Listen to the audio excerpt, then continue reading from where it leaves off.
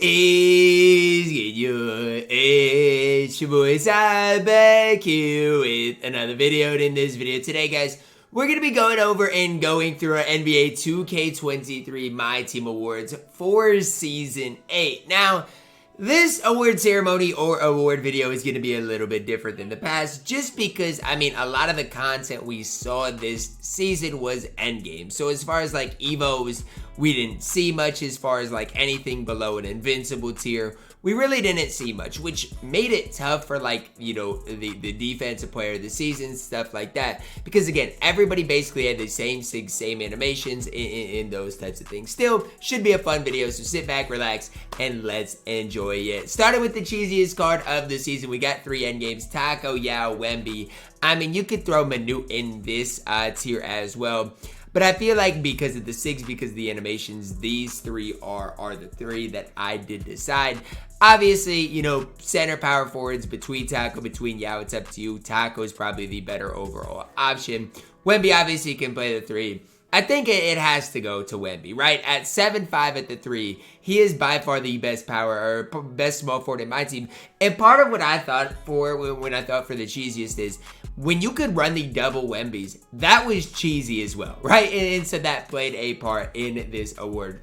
Wemby's endgame, the most cheesy card of Season 8. Defense player of the season, Wemby, Giannis, Taco. For Giannis, I feel like at the point guard position, he is by far your best defense player. Obviously, you got Ben Simmons, you got Jokic, you got some other guys. I do think Giannis provides a little bit more. Wemby, again, at the 3 is 7'5". Taco's 7'6" at the power forward center position. The one thing about Taco is I feel like his player model player build is really solid, really good. For me, it's Wemby.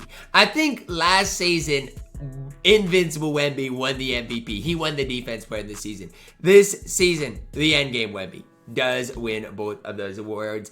Here's our most overrated card of this season. Now, with LeBron, I want to clarify, I love LeBron. I'd go as far as saying you can definitely make the case he's the best point guard in the game. I just hate the fact that everybody loves LeBron over Magic Johnson. I don't see it. I don't get it. I think Magic Johnson is just as good, if not better than LeBron James.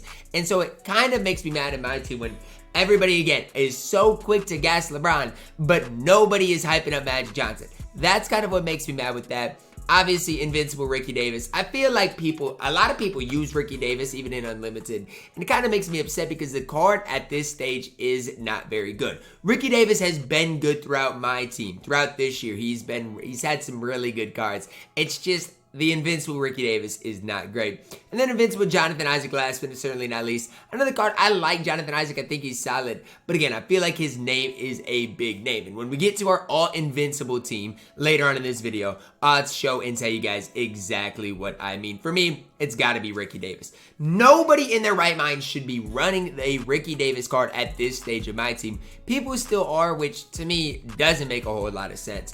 Next up, guys, we have our most underrated card of Season 8. I thought about throwing Jerry Stackhouse in this because I actually like Jerry Stackhouse. I feel like when I've been playing with Jerry Stackhouse on the Nobody Spent Squad series, I've been really, really, really good and effective with him. 3 guys I came up with were Invincible Mark Eaton, Big Z, as well as Season 8 Jonathan Bender. Obviously, for Mark Eaton, Big Z, they give you about the same thing, right? Little different releases. Big Z might be smoother. Obviously, Mark Eaton a little taller. But they're both guys that can go out there and compete with the Tacos, Yaos of the world, and that you can have a lot of success with. Are either of those guys as good as the Manutes, Tacos, or Yaos? Probably not, but they are really solid in their own right, and both relatively inexpensive in comparison to, you know, the 300,000, 400,000 MT Tacos and Yao. Season 8 Jonathan Bender, last certainly not least. When I say underrated, there's certain people that will take, like, and compare Jonathan Bender to, like, bad shooting guards throughout my team. Like, people are playing, like, with Season 4 teams, right? And so every one of your players has to be Season 4 or earlier.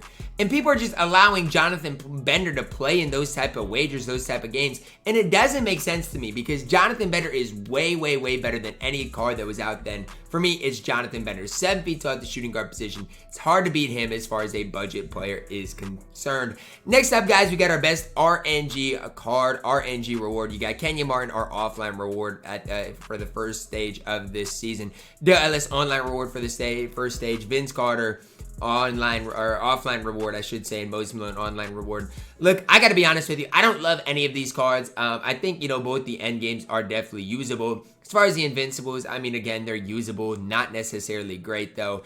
Another thing that I talked about with my, when it comes down to it is, I feel like, the rewards this year have just not been great. And we'll see it with our next slide here, but in general, not great. I do think if I had to pick one though, I'd pick Vince Carter. I think at 6'6" as an endgame, at the shooting guard, point guard position, his movement's gonna be solid. Obviously, as the endgame SIGs, if I had Vince Carter, I would probably use him. So I can't sit there and hate on it. Next up is our best mode reward. This is the one that I really want to talk about for you guys here. Is the fact that, like, I mean, when you look at these 6, who am I supposed to say is our best mode reward?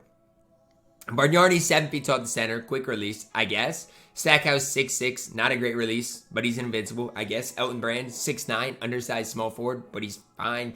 AI, 6 foot, endgame, okay. Jamal Mashburn, I mean, okay. And then Baron Day, like, what am I supposed to tell you guys? None of these mode rewards are worth it. And that's why I gave the winner to this blank white screen that I would rather look at than grinding for any of those mode rewards. They're absolute bona fide scrubs that cannot play. I'm sorry. That's my best mode reward. I don't know what you guys want me to do. Budget MVP, next up, we got George Mirasan, Jonathan Bender, Anderson Varejao. Now, Mirasan is on the borderline of being budget. If I look at his price right now as it stands, I'm guessing he is going to be decently pricey. I mean, he was going for what, 15,000 MT a couple of days ago. And right now he's a little more than that, right at 20,000 MT. But I still would put him as that budget center, right? Bender, obviously 5,000 MT, dirt cheap. Varejao, really cheap as well. We did get some really solid budget Season 8. Wish Mirasan was maybe a little bit cheaper. But to me, he's still your best budget option. Even for his value, he's the best value card in the game. And it's not particularly close. Next up, guys, we got our Mr. Inconsistent. I'm going all 6'11 point guards here. Because I feel like 6'10 and 6'11 cards, even KD, right? He was my inconsistent last season. He didn't come out this season. I feel like those are your most inconsistent players. Ben Simmons, Giannis, Jokic, they're all basically the same. Some are left-handed in Ben Simmons. Some are right-handed in Giannis, Jokic. Obviously, they have different player models.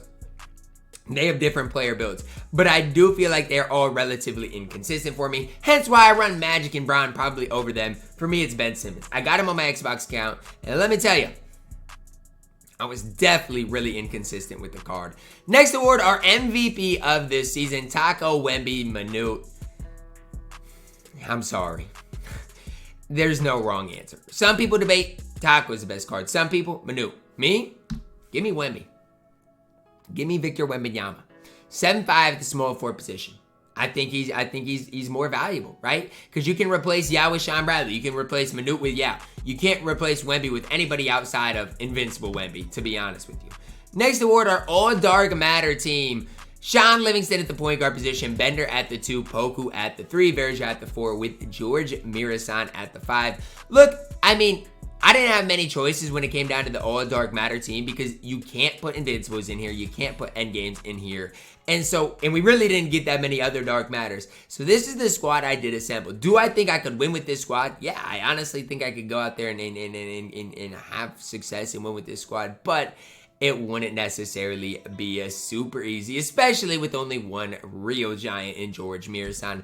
Next up, guys, our all-invincible team really was struggling between Lamar Odom or Penny at the 1. Didn't really love it. Same thing with Granger or Jonathan Isaac at the 3. Really tough decision I had to make there. Tim Thomas, obviously a shoo-in, as well as Manute Bol. The only other question mark was Mark Eaton or Big Z. I think at the center position, though, I will lean Mark Eaton.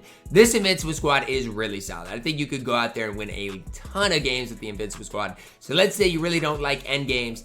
As far as Season 8 is concerned, this is the best Invincibles you can run. In our all-endgame team, Magic Johnson, Paul George, Wemby, Taco, and Yao. Is this your best starting lineup in the squad? I'd still go Manute.